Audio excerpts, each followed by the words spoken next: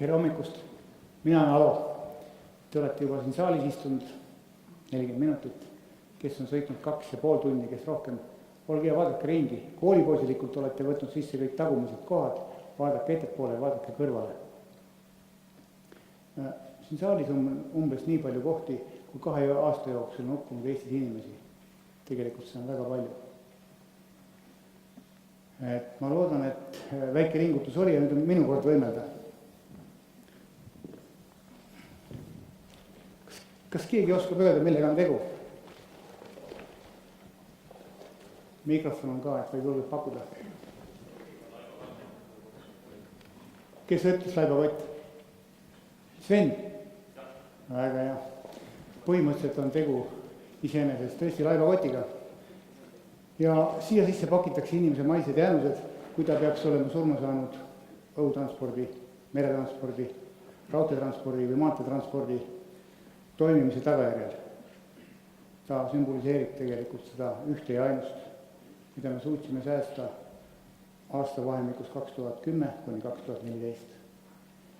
Vilul olid inimesed laotusena kenasti Exceli tabelisse ja ta käitles neid seal 100 ja 1000 kaupa galantse kergusega.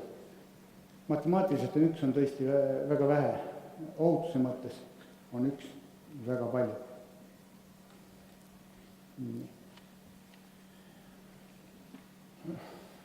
Äsja said läbi valimisdebatt ja me kuulsime selle vaidlusi selle üle ja arutlusi, kas 2% SKP-st kaitsekulutustel on vähe või palju. Samas ei kuulnud ma kordagi räägitavat sellest, et kuidas vähendada sotsiaalmajanduslikku kahjumit, mis tekib liiklusõnnetuse tagajärjel ja mille suurusjärku hinnatakse kuskile 1,5% SKP-st.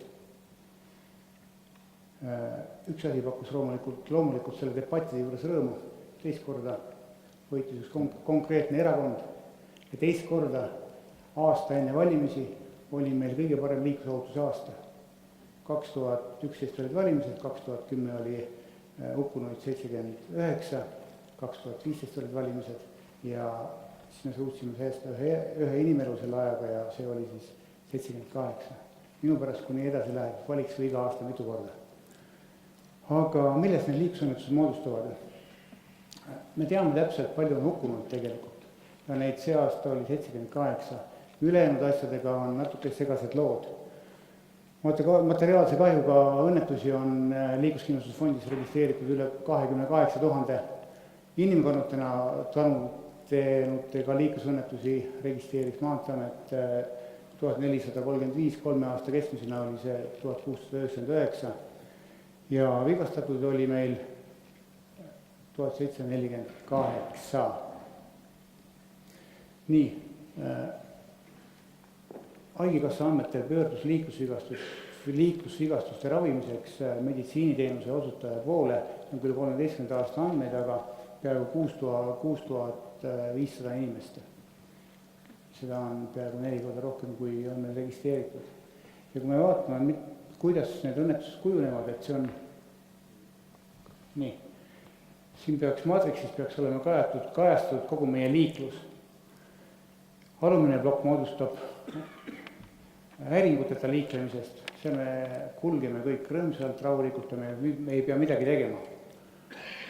Siis tekivad potentsiaalsed konfliktid, see on kerged konfliktid, siis tekivad õnnetuslähedased olukorrad ja see väikene ring, mis siin üleval on siin lahti võetud, siis on need materiaalse kahjuga õnnetused, rasked inimvigastused, õnnetused ja hukkunud. Täna on Eesti Euroopa Liidus nende 4 riigi hulgas, kes ei suuda veel vahet teha raskel ja kergel vigastusel. Arvesse läheb see, kes läks EMO-sse näppu siduma, kui see, kelle pärast sedastati töövõimetuse kaotus 80 rohkem protsenti. Nii. Miks nullvisioon? See on päris raske vastata, et enne ma küsiksin, kas keegi teab, et kuidas Eesti on seotud nullvisiooni tekkega. Nullvisiooni võttis vastu Rootsi parlament 1997. aasta augustikuus ja seda hakati ette valmistama aastal 94, kas keegi teab? Tegelikult nullvisioonini viis Rootsi rahva Estonia hukka. Konkreetselt on kirja pandud, et see 852 inimese hukkumine oli vastuvõetamatu ja see tegelikult toimus transpordisüsteemi toimimise tagajärjel, mille inimesed olid ise loonud. 2 aastat läks aega ja teema jõudis Rootsi parlamenti ja parlament võttis need põhimõtted vastu Rootsi liiklusseaduses.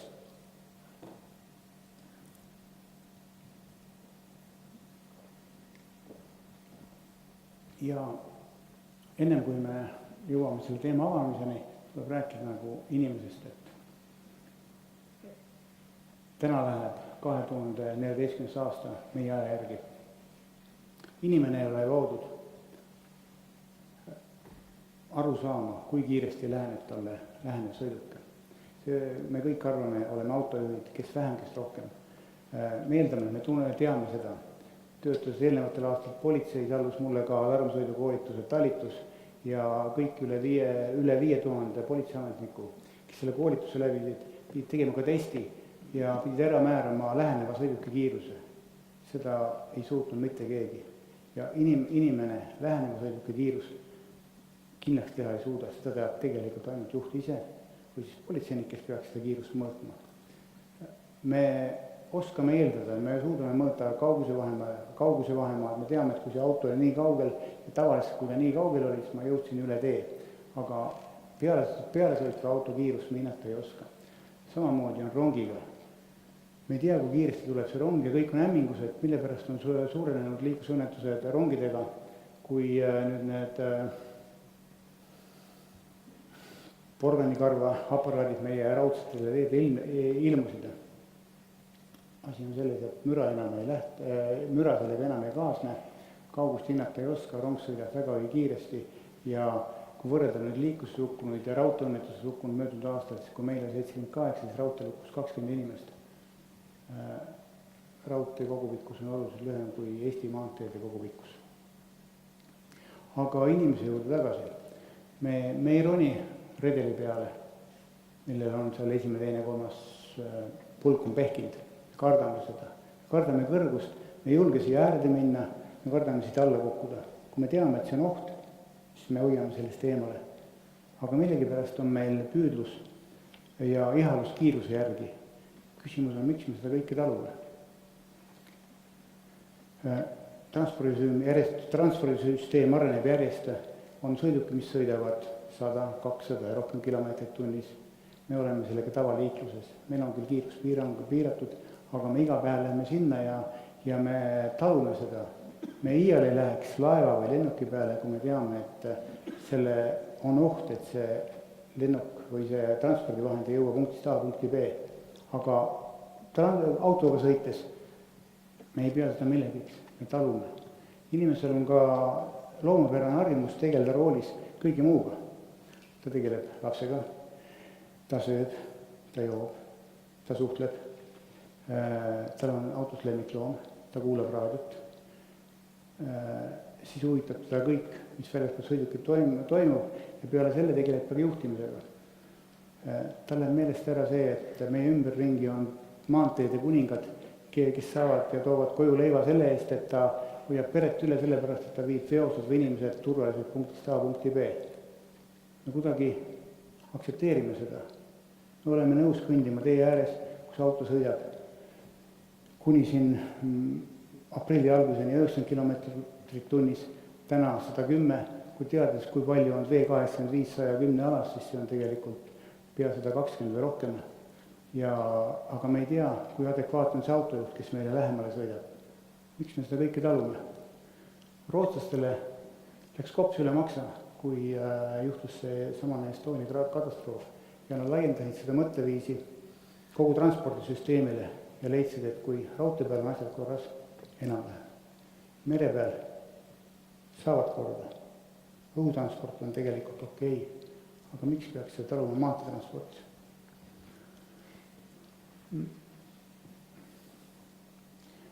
Selle süsteemi ettevalmistamine võttis meil aega üle 2 aasta, peaaegu 3 aastat. Ja sellest arusaamine, nagu sa, kes ütles, et oli 16 aastat, Aivo, sina jah? Et 15. Et kui ma sinna oma presentatsiooni lõppu jõuan, siis ma julgeksin seda öelda, kui meie hakkame rootslaste järgi käituma. Me võtame selle omaks. Ma tahaks väga loota, et siin saalis viibivad nooremad kolleegid võib-olla näevad selle süsteemi all ja tema silmavära. Seda, kui meil on kuude viisi 0, 0, 0 ja 0 hukkunut, rääkimata peaaegu olematustest raskete vigastute arvust. Nii. Arusaam nullvisioonist on tegelikult raskendatud ja teema on pigem, see ei ole 0, nagu on, et eeldakse, see on, aetakse sassi 2 asja. Aetakse sassi Ameerikast, New Yorgist pärit linnapea Giuliani nullsallivus, kus kõik pidi olema 0 ja mitte grammi kuritegevust ei võinud olla. Nullvisiooni puhul on tegelikult tegu strateegilise raamistikuga liiklusalases mõtteviisis ning sellest tulenevates järeldustes ja toimingutes. See viib, see on püüdlus 0 poole ja see kirjeldab meetmete ja tegevuste jada, mis võimaldavad meil sinna minna. Kui te võtate pihku täna või eile trükist ilmunud teelehed ja näete, et ka Rootsi on takerdunud. Rootsil on sama probleem, mis meil, et me ei saa edasi ja nemad ei saa edasi oma 2010. aasta piirist. Kui meie oleme seal 1 hukkunuga miljoni elaniku kohta all, siis nemad on praktiliselt 1-2 hukkunuga selle 2010. aasta peal. Sest nemad on ära rakendanud kõik võimalused, mida oli võimalik teha infras ja nad ootavad järgi tänasel päeval sõidukite arengut. Et sõiduk hakkab päästma ja säästva inimelusid ja selge on see, et ohutu juht ei ole inimene, ohutu juht on arvuti iseenesest. Ja nagu öeldakse, et see ohutu sõiduk ei tule mitte Google'ist, vaid tuleb siit müügisalongist. Ma ei oska nüüd täpselt öelda, et kus see müügitänav siin Tallinnas on, või Tartus on, Tallinnas on Pärnu maanteel, kus on autopoed vasakul paremal üleval ja all, aga see isesõitev tark sõiduk tuleb sealt. Ta on täna juba olemas, ta on täna kellegi töölaual ja seda edasi arendada ei ole absoluutselt mingit probleemi, sest me ei pea infrat muutma, sest sõiduk loeb rada, piki vahet. Mul enda jaoks on probleem, mis ta teeb siis, kui teel on reguleerija, keda meie teedel õnneks kohtab suhteliselt sagedasti või tee peale jookseb politseinik. Aga ma mõtlesin lahenduse välja, targem annab järele, auto jääb lihtsalt seisma, ta näeb ees ohtuna. Et ka see teema on lahendatud. Ja Volvo on lubanud aastaks 2020 tuua välja sellise sõiduki, mille rooli istudes ei saa raskelt viga ega surma mitte ükski liikleja.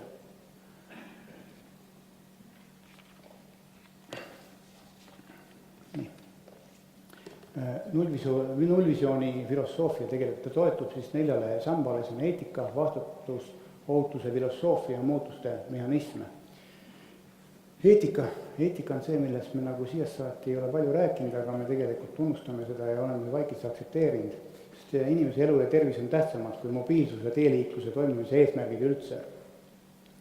Vastutusega on teine lugu. Täna me oleme loonud teed, seal sõidetakse nii nagu Jumal juhatab. Kui miskit juhtub, siis vastutab liikleja. Tegelikult rootslased lähenesid selle asjale hoopis teistmoodi. Riiklejad vastutavad liiklusreeglite täitmise eest ja tegelikult selle ohutuse eest vastutavad selle süsteemi planeerijad, projekteerijad, tellijad, ehitajad, hooldajad. Ja see vahe, kus see piir läheb, see on nagu elu ja surma küsimus. Millest edasi on kiirus selline ja millest edasi on võimalik kiirust tõsta, see panebki selle vastu. Selle normaalse piirini kaitseb juhti ja sõitjaid sõiduk, kui tahetakse seda kiirust tõsta, siis sellega peavad kaasnema muudatuse infras. Nii, järgmine on, ja transpordisüsteem tegelikult selle vastutuse juures peab maksimaalselt vähendama inimeksimise võimalusi ja me oleme seda tegelikult käsitlenud kui teede puhul, see on andestavad teed. kui liikleja ka eksib, siis seal ei juhtu sellist õnnetust, mille eest liikleja peaks maksma oma elu või tervisega. Filosoofia, see on kõige olulisem tegelikult ja sellest me väga vähe oleme Eestis rääkinud, et inimesed on ekslikud ja teevad vigu. Ja nad teevad need vigu 365 päeva aastas. Ja kui ma ka siia sõitsin, mulle keerasid korduvalt sõidukid ette. Nad ei ole selle arrogantsusest, teadmatusest. Ta lihtsalt ei suuda seda kiirust ja vahemaad mõõta. Me eelmine aasta liiklusohutusstrateegia mõttetalgutel palusin määrata vahekaugust konkreetse postini. See oli erinevaid arvamusi. Õige vastus oli 42,4 meetrit, aga pakkumised algasid 20 meetrist kuni 120 meetrini. Ja need olid tegu liikluse spetsialistidega. Et inimesel tegelikult puudub võime hinnata kaugust ja läheneva sõiduki kiirust. Ja sellepärast peabki tee olema andestav. Ja 4. sammaks on muutuste mehhanismide, et põhimõte on selline, kui liikleja teeb liiklusvea, peab süsteem olema kavandatud nii, et see lõppu inimelu või tervise jääva kaotusega. See on lihtne öelda, aga süsteemi loojad, haldajad peavad looma eeldused liikluse ohutuks liiklemiseks ja kõik osapooled tegelikult peavad muutusteks valmis olema. Rootsi puhul tegelikult panustati algul ainult 2 teemasse. See oli infra, see oli sõiduk.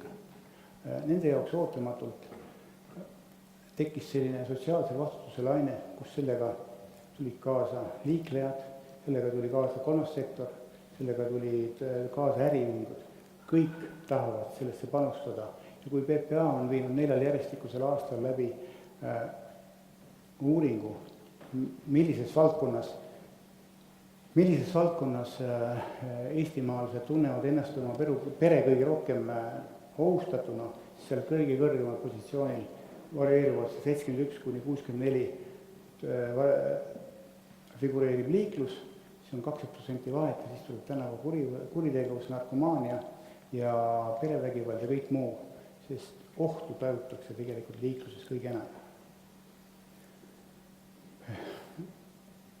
Tavapäraselt küsitakse, et mis on selle liiklusõnnetuse üks põhjus.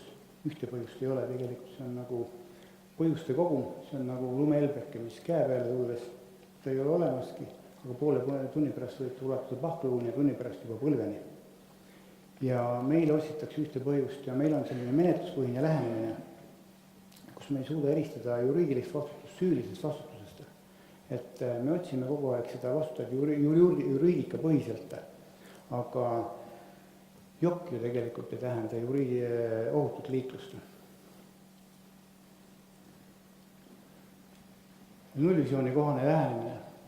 Kui me varem rääkisime liiklusõnnetustest, siis nullvisioon käsitleb tegelikult liiklussurmasi ja raskeid vigastatud. Põhimõtteliselt kuskil läheb piir, kus inimelu ja tervise säästmine ei ole enam võimalik, aga see piir on tunnetuslikult ära tabatud ja selle piiri paneb paika inimese keha, mis on suuteline vastu võtma mingi tasemel seda geneetilist energiat, mis õnnetusega kaasneb. Kui see on suurem, siis on lõpp fataalne, aga see piir läheb alla selle, kus tegelikult on võimalik sellest välja tulla. Seal on 2 komponenti, üks on sõiduk, mida kaitseb ja kui sa tahad selle tavakiiruseni hetke pärast jõuame tõsta, peavad kaasnema muudatuse infrase. Süsteemi hooldajad ja haldajad peavad garanteerima liiklejate ohutuse. Siiast saatime, see on liikleja teema. Tema peab teadma, kuna libedaks läheb, millise kiirusega tuleb sõita. Täna Tallinnast tulles sõdas lund ja näitas, et oli 1 kraad sooja. Keeravad tagasi ja pane talverehv alla iseenesest. Et tegelikult kiiruserežiim peaks läbi automaatse teevatuse, kas jõudma mulle autosalongi või muud teabega liikluskorraldusvahenditega andma teadma, et see on ohtlik. Liikleja iseenesest selle peale ei tule. Saame muutusteni jõuda läbi keskkonna. Põhimõtteliselt keskkond, sõidukid panevad meid käituma ka oluliselt teisemalt. Ja sellest inimestel on tähtis ohutus, seda ma juba kergelt puudutasin. Nullvisioon Eestisse on üks lihtne kontrolli küsimus, mida liikleja roolis olles, planeerija, projekteerija, ehitaja, hooldaja, liikleja peaks endalt kogu aeg küsima. kas see, mis on praegust teen, võib põhjustada kellegi vigasaamist või hukkumist. Kui me saame sellele vastusse jah, on see käitumine ekslik. Meil täna on lahti seotud 75% nõue aktsiisi pööramises siis teehooldes, see on nii ju. Et kui enam ei ole kena, see on näide, siis tähendab, aga transpordiäriga arengukavas on seotud 75, aga ta enam ei ole. Kui see otsuse vastu võetud, see oleks kaalutud seda, et kas see võib mõjutada meie käitumist, siis ei saades vastust, et jah, siis tegelikult oleks pidanud olema see kaalumise koht, et kas see, mis ma teen, võib põhjustada ohtu. Teine teema on, et ükski liiklusohver ei ole paratamatus, me ei tohi sellega leppida ja tegelikult meil on olemas meetmed, millega me saame seda välistada. Ja samas, et see kõik toimiks, peame me olema valmis muutusteks. Kui sa Villem küsisid, et kuna see võiks reaalsuseks saada, oli nii, siis küsimus sellest, kui meie siin võiks saalis liiklejad, täitevvõim ja poliitiline tasand võtab selle omaks ja hakkab selle järgi käituma, see on tõenäosus, et keegi siit saalist näeb seda aega, kui tegelikult meil ongi saavutatud see nulltase. See ei ole väga kaugel, see on kuskil aastal 50 pluss tegelikult.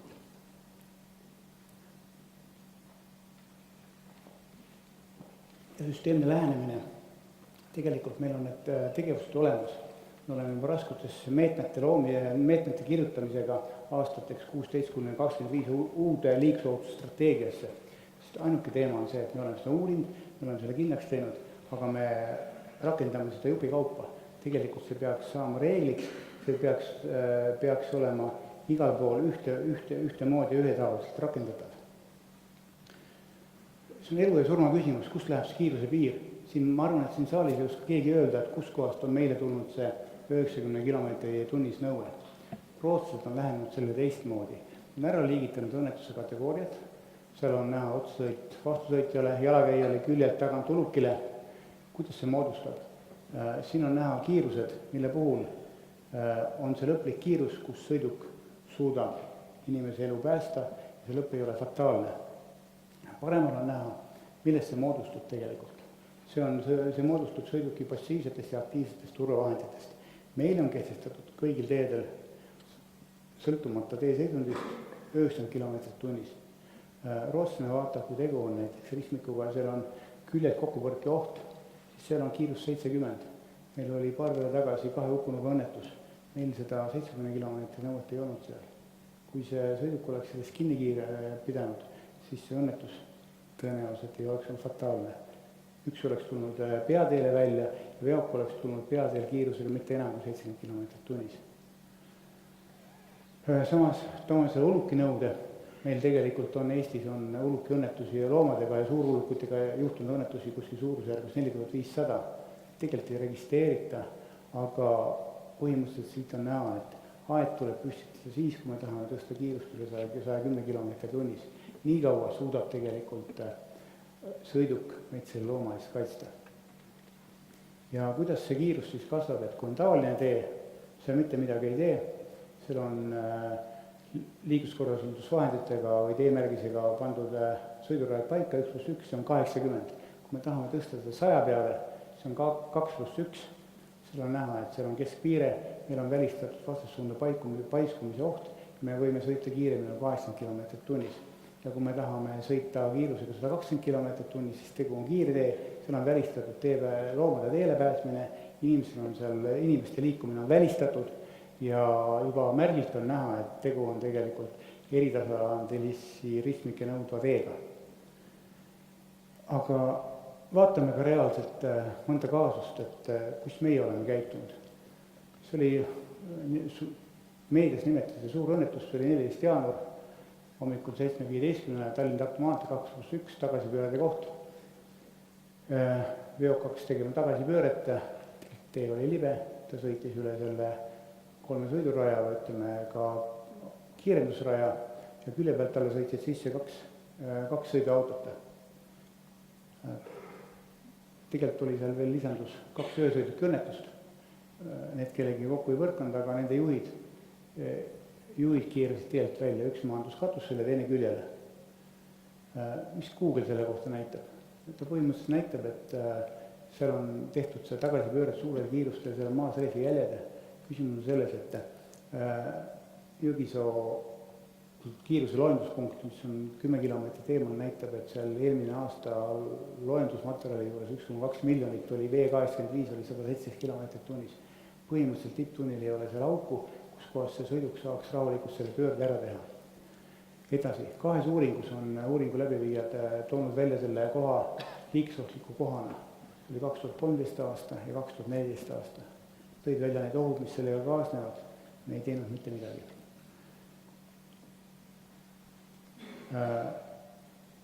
Tehniline ülevaatus. See sama sõid Aagis käis 6 aega või 31 päeva varem, kes tehna ülevaatusel ja põhimõtteliselt tal seadestati tal oli 2 märkust või 1 märkus oli. See on nüüd teiselt poolt, aga tal ei vastanud küljelaternad nõuetele, nende laternade valgustugevus. Ja teine, mida kogu selle Aagis on registris olnud aastast 1997 kordagi ei ole kirja pandud seda, et tal puudub külje peal allasõidutõke. Põhimõtteliselt seda mürsku, mis oli Volkswagen Touareg, seda päästnud ei oleks, see allasõidutõke, aga tänu taevale sõitis ta haakesi ratasse ja ei sai pidama ennem, kui see konstruktsioon oleks seal juhi tapnud. Miks ma räägin sellest selle küljelaternast? Kui kuulati üle seda Touaregi juhti, siis ta ütles, et ta ei näinud, kuidas see veoks talle tee peal ette sattus, ta nägi, et esimene sõidurada on kaetud, ta vahetas sõidurada ja peale seda 50 meetrit ta nägi, et ka teine sõidurada on kaetud. Ja ta pidurdas, tee oli libe ja õnnetust enam vältida ei olnud võimalik. Rehvid. Ühe sõiduki rehvid nägid välja sellised, põhimõtteliselt vasakul pool on näha, et tegelikult on praktiliselt siledad ja teine rehv oli seal Touaregil all, et põhimõtteliselt klots muster embustes, see on muda ja lumi, venelane ütleb selle kohta mokri sniek, põhimõtteliselt libeda korral see absoluutselt ei tööta. Kui seda 3 mäetipu ja edukesega märki ei ole, et see on meie kommunikatsiooni teema liiklejatele, et nad ei kasutaks seda võib sõita tavaolukorras, aga jää peal see rehv lihtsalt ei tööta. Jana, ole hea. Põhimõtteliselt see on näha sõiduki videoregistraatoris, kus nüüd johtub see viimane õnnetus, see on seisvad sõidukid, läheneb Tallinna poolt sõiduk ja kohe peaks vasakus nurgust ette nüüd tulema see veoauto, mis nägi tuled ja merd, kuid pidama ei saanud. Ja ta õnneks sai pidama ennem, kui ta sõitis välja vastassuuna vööndisse selle sõidukile ette. Nii.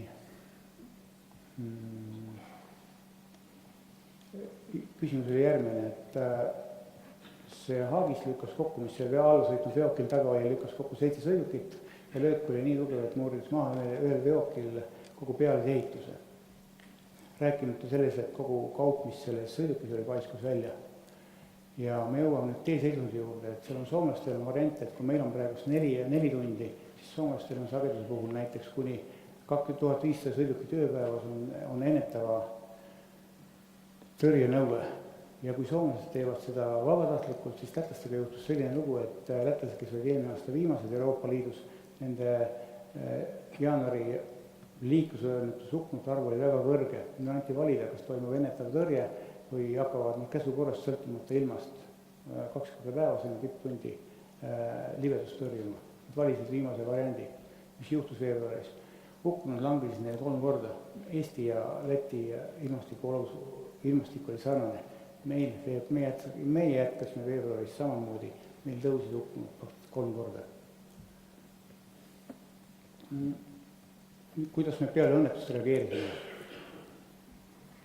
Veebruari alguses juba algatati Kostivere-Sõlme Jõelähtme kogujad ja lähteülesanne. Nädal tagasi Tallinna maanteel seal sama kohas 22 kilomeetril piirkiirust ei tõstetud, kuna see tagasipööre oli ohtlik ja tegelikult põhimõtteliselt rakendati seda Rootsi süsteemi. Laagri Jääsmäe lõigul suletakse 6 tagasipöörde kohta ja laual on analüüsimiseks eelnõu, et talverehvide kehtestamine veokitele, bussidele, vedavatele ja juhttelgedele. Vedavad ehk jäävad välja, aga turise mustri sügavuse suurenemine on kindlasti lauas. Nüüd küsida, et mis vahe on meie käitumisel ja rootslaste käitumisel, siis probleem on väga lihtne. Meie ootame seda õnnetust, et peale seda reageerida, soomlane või rootslane vaatab ette, et ta teeb need kõik asjad ennem ära. Me teadsime, 2 aastat oli meil teadlased varem öelnud, et see on ohtlik, meil oli vaja seda õnnetust, eks. Meil on siis hea põhjendada. Täna meil oli häid variante ja liiklejad koguvad ka allkirju selle teema laagri Aelsmäe lõigu sulgemise suhtes, see, et nendel kaob ära mugavus. Nad ei mõtle sellele, et nad seal liikudes seavad oma elu ohtu. Veel 2 õnnetust, see on Harjumaa Saku laagri maantee 4 kilomeeter, jalakäija hukkus.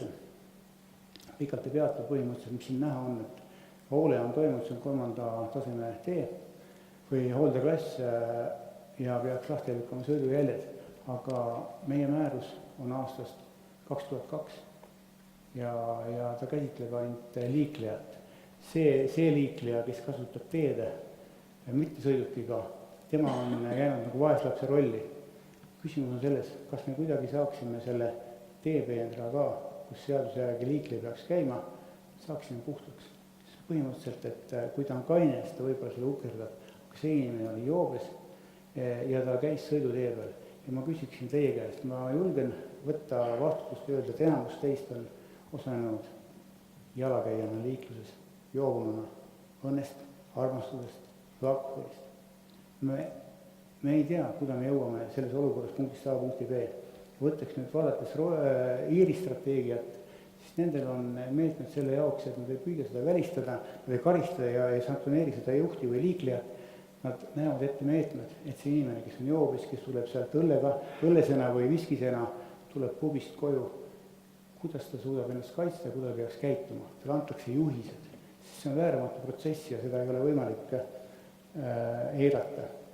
Teine õnnetus, see oli nüüd Jõgevamaal, sama lugu iseenesest, pahasti on näha, aga kas elu ei lükka matta ja need on kevade õnnetused iseenesest, kus päeval sulatab, öösel külmetab ja siin ka inimene oli joobis, tal olid klossitalaga kummikud ja sellega sa tegelikult seal libeda peal ei püsi ja autonurgast on näha, et see vigastus on tegelikult tabanud vasakut serva, et ta kõndiski seal, kus ta võis kõndida tegelikult.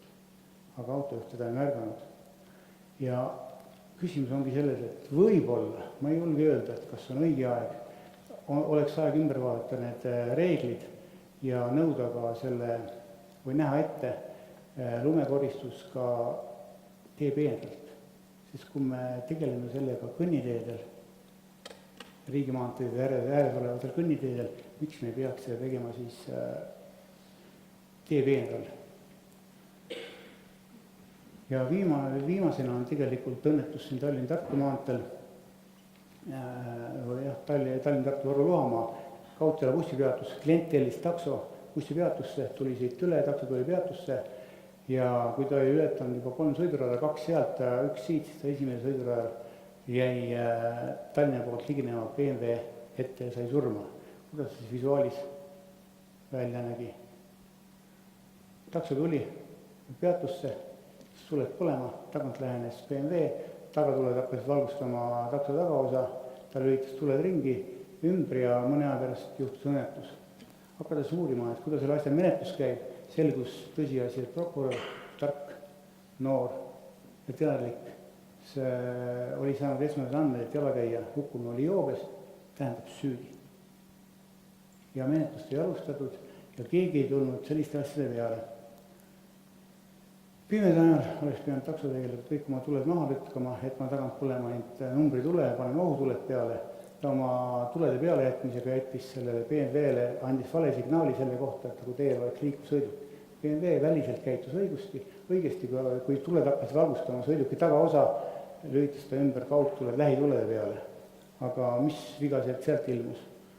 Iseenesest, kui sa tuled maha võtad, pead sa ka kiiruse vastu viima või sõidukiiruse viima vastavusse nähtavuskaugusega. Seda ta ei teinud ja tegelikult sõidis tuledest ette. Nüüd on küsimus meile, tegelikult me panime maha tavatee äärde paneeli, tekitasime sinna peatuse. Võib-olla oleks aeg mõelda selle peale, et me peame hakkama neid peatusi 2+2 pealt ära kolima. Sest põhimõte, mis seis on, selles peatusse päeval ostetakse 8 piletit, 2 sinna, 2 tagasi sinest.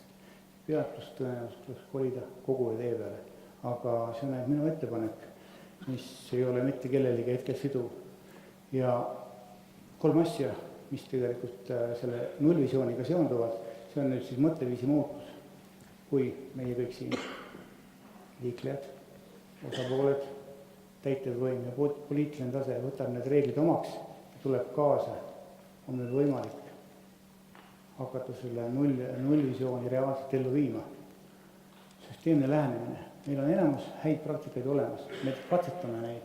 Teeme ühe siin ära, teise siin, 3. seal, aga seda süsteemset lähenemist ei ole. Ja meie põhiviga on see, et on ennetamine. Et me peaksime ennetama, aga me täna reageerime. Me ette ei tee praktiliselt mitte midagi.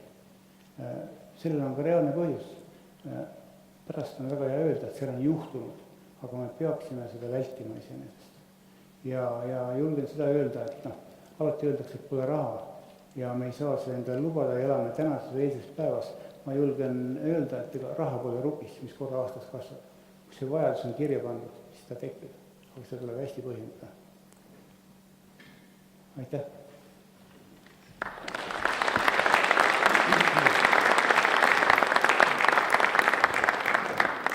Aitäh, Alo.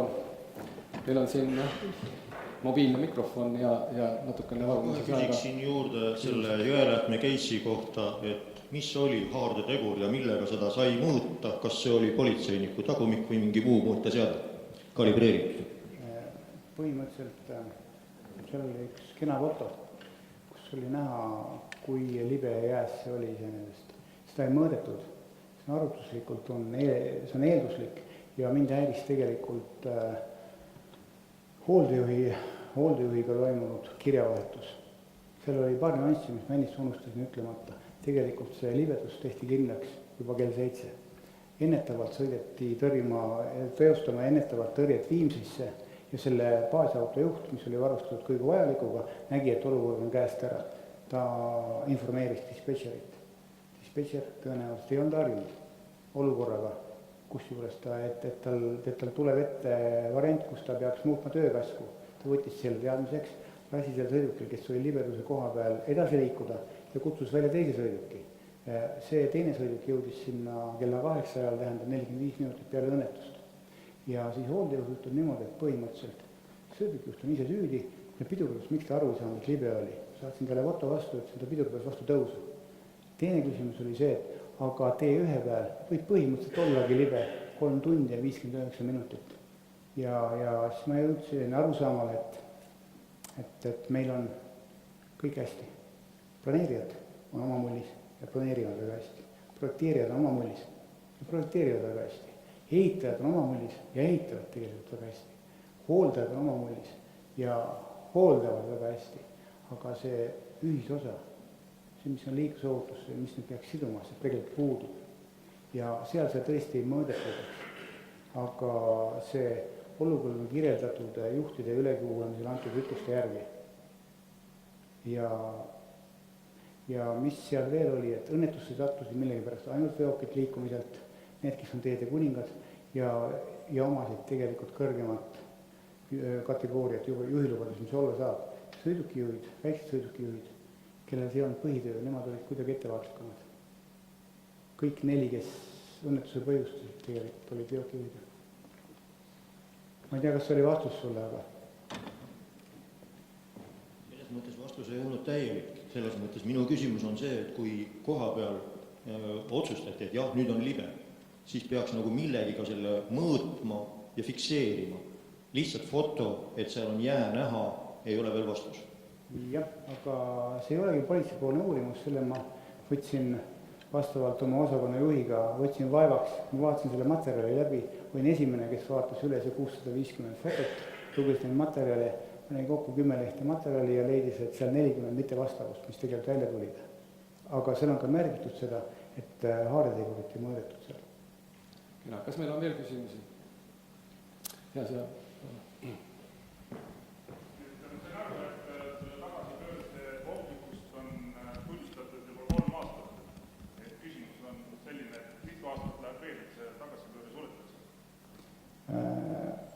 Võimalik, et see suletakse sügisel enne seda, kui tõstetakse kiirust. või tähendab langetakse kiirus, sest praegusel juhul seal kiirust ei tõstetud.